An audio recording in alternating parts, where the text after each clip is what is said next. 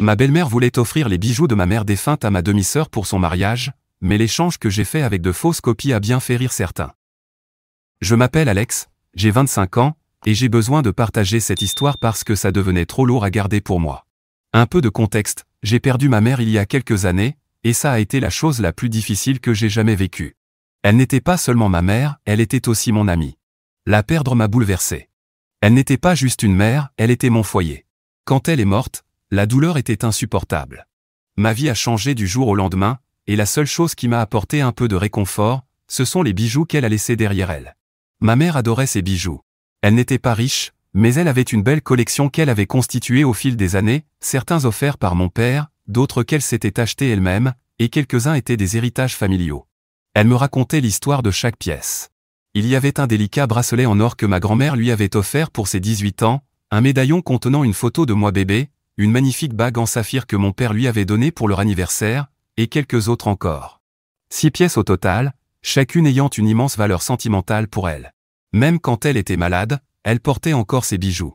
Certains jours, lorsque la maladie l'accablait et qu'elle était trop faible pour sortir du lit, elle mettait quand même ses bagues ou ses boucles d'oreilles préférées, juste pour se sentir un peu plus elle-même. Elle se regardait dans le miroir avec un sourire, comme si cela lui redonnait un peu de vie. Après sa mort, ces bijoux sont devenus mes trésors les plus précieux, non pas pour leur valeur marchande, mais parce qu'ils étaient tout ce qu'il me restait d'elle. Chaque fois que je regardais une de ces pièces, je repensais à elle. Son souvenir me revenait en pleine figure. Puis est arrivée la nouvelle femme de mon père, Martha, 57 ans, et sa fille Morgane, 24 ans. Si je parle de ma belle-mère et de ma demi-sœur, vous vous doutez bien que ce n'est pas une histoire toute mignonne. Je ne les ai jamais vues comme des rivales, je n'ai jamais essayé de les opposer à ma mère, mais on n'était tout simplement pas compatibles. Mon père a épousé Martha à peine un an après la mort de ma mère, ce qui m'a paru déplacé. Je dois l'admettre, je n'étais pas prêt à le voir refaire sa vie, et honnêtement, il ne semblait pas l'être non plus. Mais il l'a fait quand même. Et comme c'est mon père, j'ai pensé qu'il méritait une seconde chance d'être heureux après avoir perdu l'amour de sa vie. Martha était correcte, je suppose, dans le genre faussement gentille et trop polie. Elle faisait semblant d'être aimable, mais il y avait toujours cette impression étrange, ce doute sur sa sincérité. Morgane, c'était pire. Morgane était pourri gâtée, arrogante, et me parlait comme si j'étais inférieur à elle, peut-être parce qu'elle a un an de plus, mais elle n'avait rien de spécial. Et pourtant, elle se comportait comme si elle était supérieure à moi. Avançons un peu dans le temps, il y a environ un an. Morgane allait se marier. Grand mariage, énorme liste d'invités, tout le tralala. Et Martha a décidé qu'elle voulait offrir les bijoux de ma mère en cadeau de mariage. Elle ne m'a même pas demandé, elle a juste supposé qu'ils lui appartenaient maintenant. Je l'ai découvert parce que je l'ai entendu au téléphone, tout excité, en train de raconter à une amie à quel point Morgane serait magnifique avec la bague en saphir, et qu'elle comptait lui offrir lors de la fête prénuptiale. Elle parlait de la bague de ma mère. Ma bague. Celle que mon père lui avait donnée quand ils étaient encore heureux, quand elle était encore vivante. Celle qu'elle portait même quand ses mains étaient maigres et fragiles à cause des traitements. Pas question. Il était hors de question que je laisse faire ça. Je n'ai même pas perdu mon temps à essayer de discuter calmement. Je lui ai demandé ce qu'elle croyait faire, et elle m'a lancé ce regard comme si j'étais en train d'exagérer, avant de me dire « Oh chérie, c'est un héritage familial, il doit rester dans la famille. » Je lui ai dit que ça allait effectivement rester dans la famille, avec moi, parce que c'était ma mère, et qu'elle n'avait aucun lien avec elle. J'ai été clair, ces bijoux ne lui appartenaient pas. C'étaient ceux de ma mère, maintenant les miens, et elle n'avait absolument aucun droit de les toucher, encore moins de les offrir à Morgane. Elle a joué la carte de la surprise, comme si elle ne comprenait vraiment pas pourquoi j'étais énervé. Puis elle a osé me dire que Morgane était ma sœur maintenant, et que je devrais vouloir qu'elle ait quelque chose de spécial pour son mariage. Je lui ai répondu que Morgane n'était pas ma sœur, et que les bijoux de ma mère n'étaient pas des babioles à distribuer comme des cadeaux d'anniversaire. Et puis mon père s'en est mêlé. Un père normal aurait soutenu sa fille. Si ma mère m'avait légué ces bijoux, j'étais le seul à pouvoir les offrir et je n'avais pas l'intention de le faire. Mais pas mon père. Même s'il savait à quel point ces objets étaient précieux pour ma mère, et donc pour moi, il m'a dit de me calmer. Il a dit, ce ne sont que des bijoux, Alex. C'est un héritage familial. Ça devrait aller à Morgane puisqu'elle se marie la première. Je lui ai demandé s'il pensait vraiment que ma mère, sa femme depuis plus de 20 ans, serait d'accord avec ça. Il a eu l'audace de répondre, son souvenir vit en nous, pas dans des bijoux idiots. Mais Morgane pouvait les utiliser, et ce ne serait pas un drame. Peut-être qu'elle les rendrait plus tard. Oui, bien sûr, comme si ça allait arriver. Il m'a aussi dit que je devais passer à autre chose, que tout cela appartenait au passé. J'ai explosé. Je lui ai dit que si Martha ou Morgane touchaient ne serait-ce qu'une seule pièce des bijoux de ma mère, je ne lui pardonnerais jamais. Que je ne lui parlerai plus jamais. Il a juste soupiré comme si j'étais une gamine capricieuse en pleine crise, et m'a dit d'y réfléchir. Mais je lui ai rappelé que ces objets m'appartenaient légalement, et qu'il y aurait des conséquences juridiques. J'ai pris un moment pour réfléchir, pas parce que je pensais céder, mais parce que j'ai compris une chose, mon père ne me soutiendrait pas.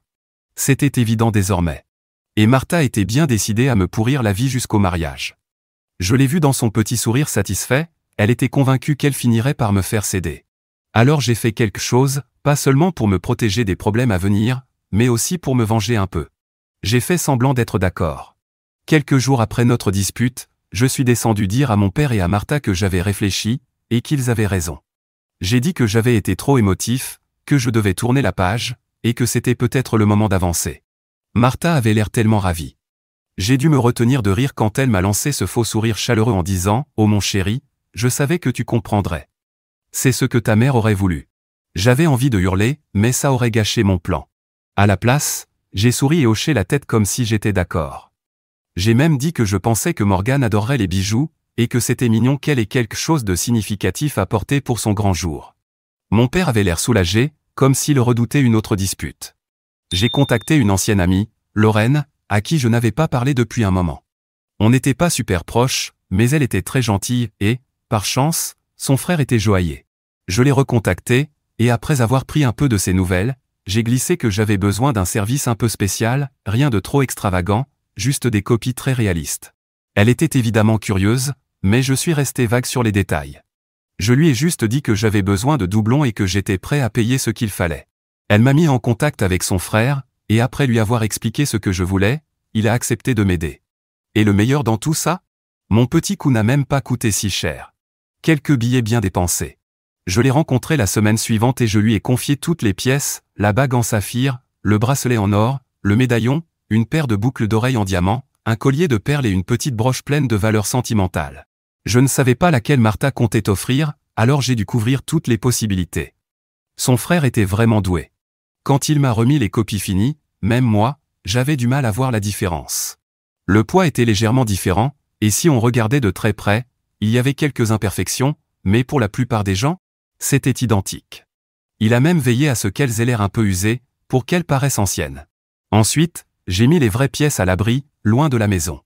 J'ai replacé les copies exactement là où se trouvaient les originales. J'ai tout arrangé pour que rien ne paraisse suspect, même boîte, même disposition, rien qui attire l'attention. Et j'ai attendu. Ce soir-là, Martha m'a appelé au rez-de-chaussée. J'ai dû me forcer à rester calme quand elle m'a offert un verre de vin et m'a dit « Je voulais juste te remercier encore d'être aussi mature, Alex. Je sais que c'était difficile pour toi, mais tu fais ce qu'il faut. Je sais que c'était difficile pour toi, mais tu fais ce qu'il faut. » À l'intérieur, je pensais juste « Je fais bien plus que ce qu'il faut. » L'année suivante, tout s'est déroulé normalement. La vie a suivi son cours, et honnêtement, je pensais que j'avais réussi mon coup. Morgane a porté le collier plusieurs fois, et Martha faisait parfois des commentaires sur à quel point elle était belle avec les bijoux de ma mère. Je devais me mordre la langue à chaque fois pour ne pas éclater de rire ou balancer une remarque. C'était tellement drôle de les voir croire qu'elles avaient les vraies pièces alors que ce n'étaient que des contrefaçons bon marché. Les vraies étaient bien gardées dans un coffre-fort à la banque, sauf quelques pièces sentimentales que je gardais sur moi, assez petites pour être discrètes. Je ne laissais rien au hasard. J'avais dupé Martha, et je pensais que c'était terminé.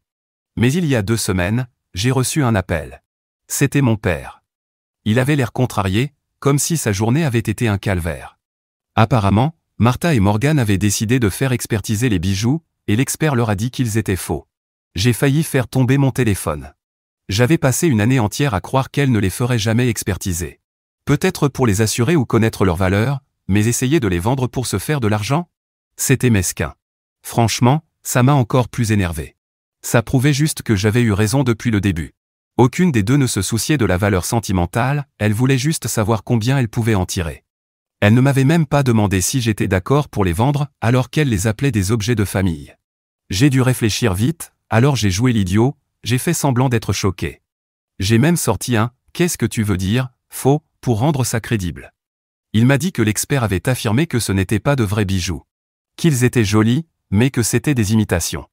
Morgane et Martha pétaient les plombs, elles me soupçonnaient d'avoir fait quelque chose. J'ai failli éclater de rire sur le moment, mais je me suis contenu. C'est étrange, ai-je dit. Je n'en sais rien. Puis j'ai ajouté, mais pourquoi les faire expertiser? Je croyais que c'était des pièces de famille sentimentales. Silence radio.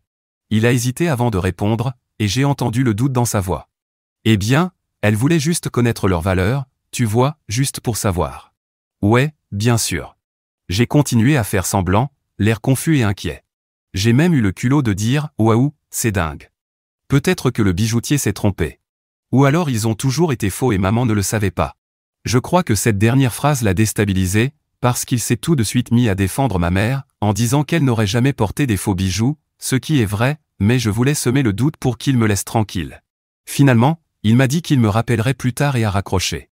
Et c'est là que j'ai vraiment éclaté de rire. Je n'arrivais pas à croire que non seulement j'avais réussi à les convaincre qu'elles avaient les vrais bijoux, mais en plus, elles avaient essayé de les vendre, prouvant à quel point elles étaient avides. Je ne suis toujours pas sûr que mon père faisait partie du plan ou s'il était juste manipulé. Je ne regrette rien, pas une seconde. Si c'était à refaire, je le referais, mais peut-être que j'ajouterais un petit message caché dans les faux bijoux. Rien qui me trahisse, bien sûr, juste un petit clin d'œil pour les ridiculiser. Je ne suis pas certain de ce que ma mère aurait pensé de tout ça, mais je crois que savoir que j'ai protégé ces bijoux et donné une leçon à deux profiteuses l'aurait bien fait rire. J'espère que ça vous a fait rire aussi. Mise à jour 1. Ces dernières semaines ont été complètement folles, et je me suis dit qu'il était temps de vous donner des nouvelles, parce que si j'attends encore, je vais devoir écrire un roman pour raconter tout ce qui s'est passé. Depuis mon dernier post, je m'attendais à recevoir un appel, celui où ils auraient enfin compris ce que j'avais fait. J'étais déjà préparé à ça, parce qu'à ce stade, je m'en fichais un peu. Mais les choses ont un peu dégénéré depuis la dernière fois, alors c'est parti. Environ une semaine après cet appel, mon père est arrivé à l'improviste chez moi.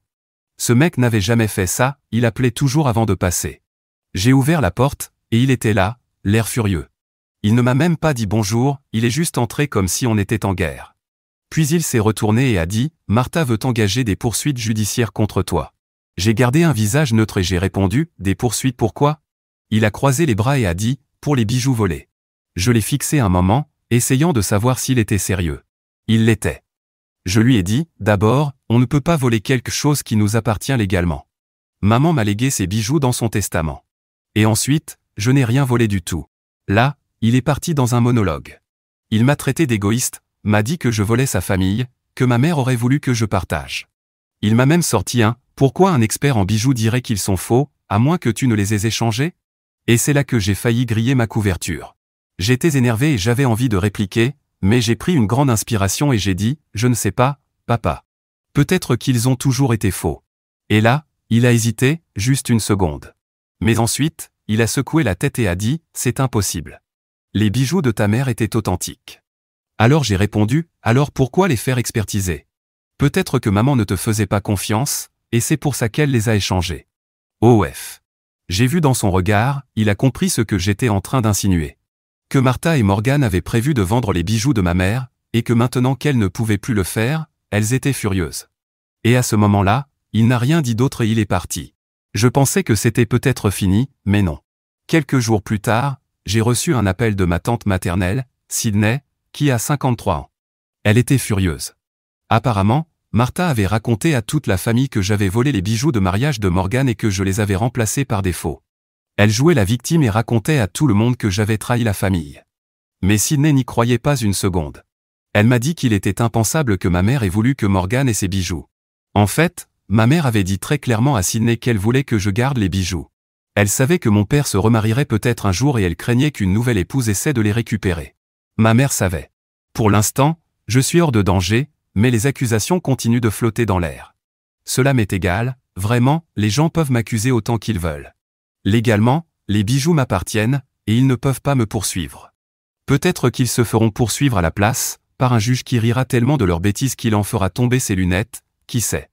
Ce que je sais, c'est que je pensais que les rires s'arrêteraient au mariage quand j'ai vu Morgane porter les faux bijoux, mais ma petite blague continue de porter ses fruits un an plus tard. C'est vraiment difficile de ne pas crier « Papa, c'était une blague ».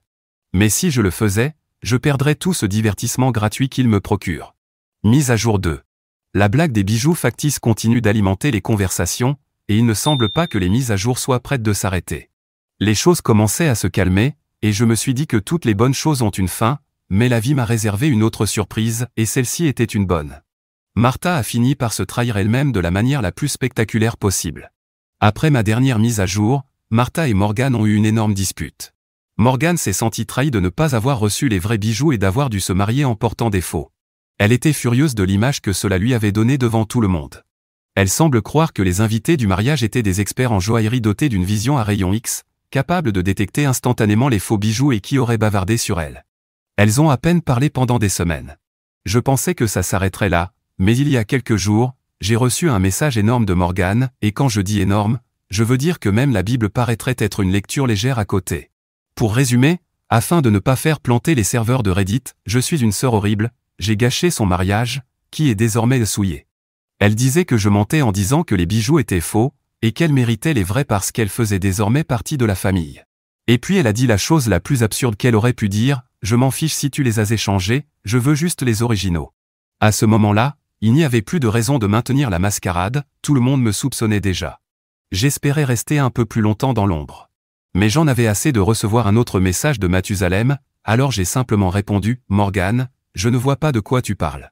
Les bijoux que tu as reçus sont exactement ceux que tu mérites, ni plus, ni moins. Elle m'a répondu qu'ils avaient désormais des preuves et qu'ils allaient s'assurer que je paie pour ce que j'ai fait. Le lendemain, mon père m'a appelé. Il avait l'air de ne pas avoir dormi de la nuit, avec elles deux qui lui hurlaient dans chaque oreille. Il m'a dit, Martha veut porter plainte. J'ai éclaté de rire. Je lui ai demandé, pour quel motif ? Avoir gardé mon propre héritage. Apparemment, Martha était sérieuse. Elle est allée voir un avocat pour savoir si elle pouvait me poursuivre pour vol. Mais l'avocat lui a essentiellement dit que puisque les bijoux m'appartenaient légalement, ce que je leur avais donné était équitable, elle n'avait aucun recours. Je n'ai jamais eu besoin de consulter un avocat, donc je ne sais pas si elle a dû payer pour cette consultation. Mais si c'est le cas, elle aurait pu économiser cet argent en posant la question à un enfant de 5 ans, il lui aurait dit la même chose. Et ça l'a rendue complètement folle. Tellement folle, en fait, qu'elle a fini par s'incriminer elle-même sans même s'en rendre compte. Pendant une de ces crises, elle a avoué à mon père qu'elle avait toujours prévu de donner les bijoux de ma mère à Morgan, peu importe ce que je disais. Elle a admis qu'elle n'avait jamais envisagé de me demander la permission parce qu'elle me considérait comme égoïste et pensait que Morgan méritait les bijoux davantage, en tant que cadeau de mariage. Je ne sais pas ce qui a exactement déclenché quelque chose chez mon père, mais quelque chose a changé. Peut-être le fait que Martha ait admis ouvertement qu'elle se fichait des volontés de ma mère. Peut-être qu'il a réalisé qu'elle lui avait menti depuis le début. Ou peut-être qu'il a enfin compris à quel point toute cette situation était ridicule et cruelle. Quoi qu'il en soit, cette même nuit, j'ai reçu un autre appel de lui. Cette fois, il n'était pas en colère contre moi, il était en colère contre Martha. Il s'est excusé. Il a admis qu'il avait été idiot de ne pas avoir vu la manipulation de Martha plus tôt. Il a dit que les bijoux de ma mère n'auraient jamais dû être un sujet de discussion. Puis il a dit quelque chose que je ne pensais jamais entendre de sa bouche, je crois que j'ai fait une erreur en l'épousant. Peu m'importe ce qu'il adviendra de leur mariage, ce n'est pas mon problème. Mais le simple fait qu'il ait dit cela, c'est énorme. Le lendemain, il a eu une nouvelle dispute avec Martha. Il lui a dit qu'elle avait complètement dépassé les bornes, qu'elle n'avait aucun droit de toucher aux affaires de ma mère, et Martha a explosé. Elle s'est lancée dans une tirade disant que je le montais contre elle, qu'elle essayait simplement d'être une bonne mère en offrant quelque chose de significatif à Morgan, et qu'elle méritait plus les bijoux que moi parce qu'elle était la nouvelle épouse. La dispute a dégénéré à tel point que Martha a fini par faire ses valises et est allée s'installer chez Morgan pour quelques jours. Et mon père avait l'air étrangement soulagé. Je ne sais pas ce qu'il adviendra de leur mariage. Et je sais que certaines personnes vont désormais me voir comme la méchante parce que ma blague a détruit un mariage. Mais si vous êtes de ceux-là, je peux vous recommander un avocat, comme ça, vous aussi pourrez payer pour une consultation débile. Mise à jour 3. C'est officiellement l'implosion. Et quand je dis « implosion », je parle d'un niveau destruction nucléaire, terre brûlée. Après ma dernière mise à jour, tout était étrangement calme. Martha était toujours chez Morgan, et mon père ne disait pas grand-chose à son sujet. De mon côté, je vivais ma vie, en gardant mes distances. Honnêtement, je pensais qu'elle se préparait peut-être à revenir et à faire comme si de rien n'était. Mais non, Martha a décidé que si elle devait tomber, elle entraînerait tout le monde dans sa chute. Il y a environ une semaine, mon père m'a appelé. La première chose qu'il m'a dite, c'est « Tu ne vas pas croire ce que Martha vient de faire ». Apparemment, Martha a complètement pété un câble et a commencé à balancer tous les secrets qu'elle pouvait, la plupart étant complètement inventés.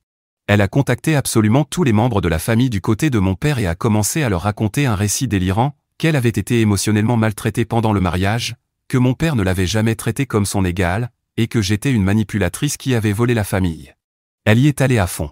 Elle a commencé à creuser, à chercher n'importe quelle erreur passée, dispute ancienne, tout ce qu'elle pouvait utiliser pour monter la famille contre nous. Mais Martha était tellement concentrée sur le fait de nous détruire, mon père et moi, qu'elle a oublié un petit détail très important, elle aussi avait des secrets. Et mon père a enfin décidé de creuser de son côté.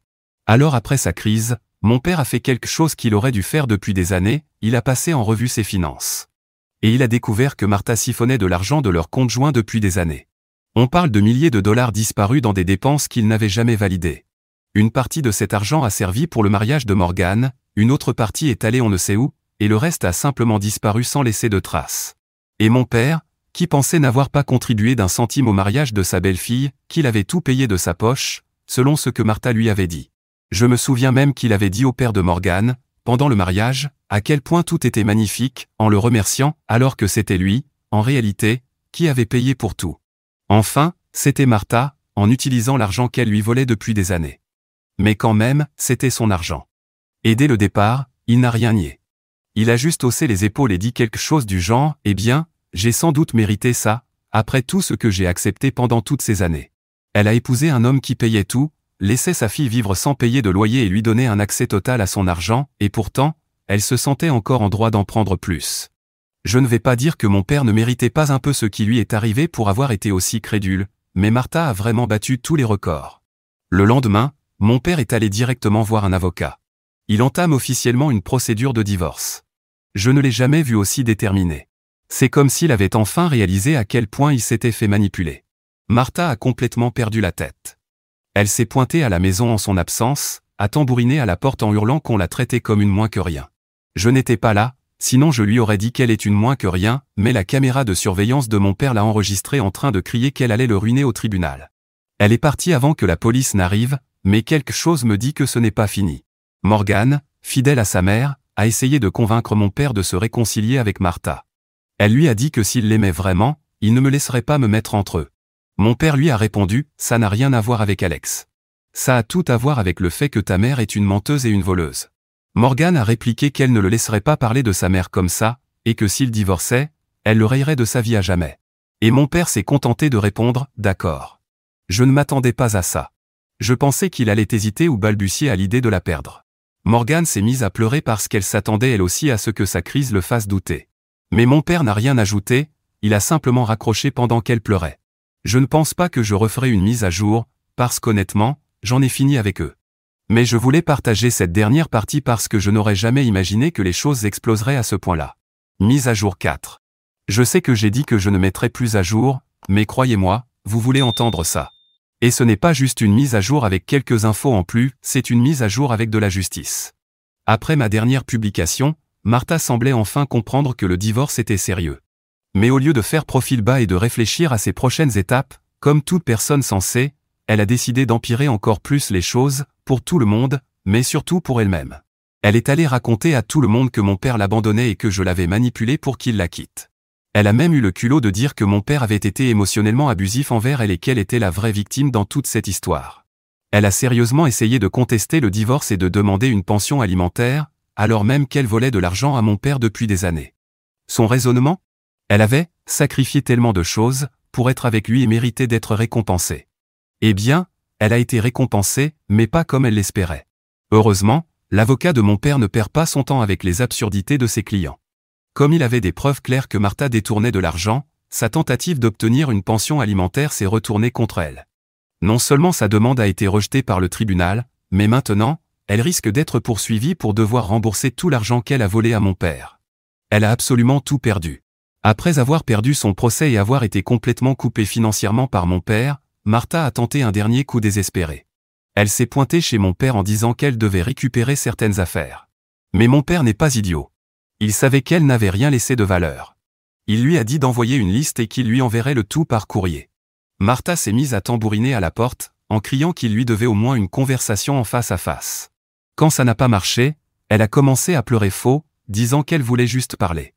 Mais mon père lui a simplement dit de rentrer chez elle. Elle est finalement partie furieuse, non sans crier qu'il allait le regretter.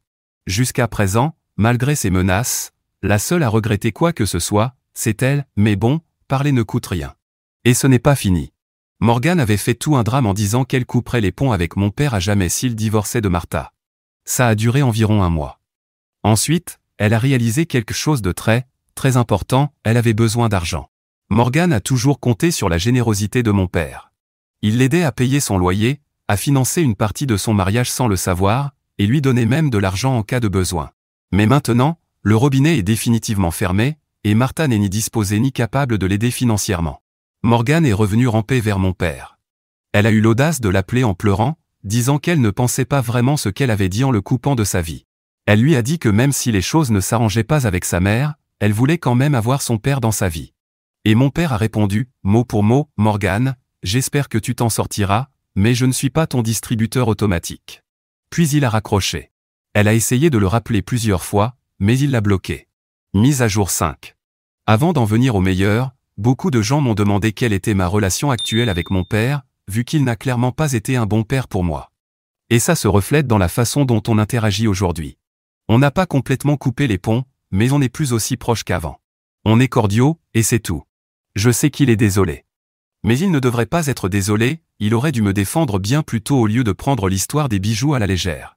Sans ma blague, il serait probablement encore en train de les défendre aujourd'hui. La bonne nouvelle, c'est que mon père a gagné le procès et a réussi à récupérer une grande partie de l'argent qu'il avait perdu à cause de Martha. Il a récupéré ce qu'il avait perdu, oui, mais pas tout l'argent qu'il a gaspillé pour elle et sa fille, qui étaient de vrais sangsues. Si on regarde cette histoire du point de vue de mon père, de Martha ou de Morgane, ça pourrait ressembler à une tragédie. Mais si on la regarde de mon point de vue, je crois que je n'ai jamais autant ri d'une blague. Et pourtant, je ne fais pas souvent des blagues, mais celle-là, il l'avait bien méritée.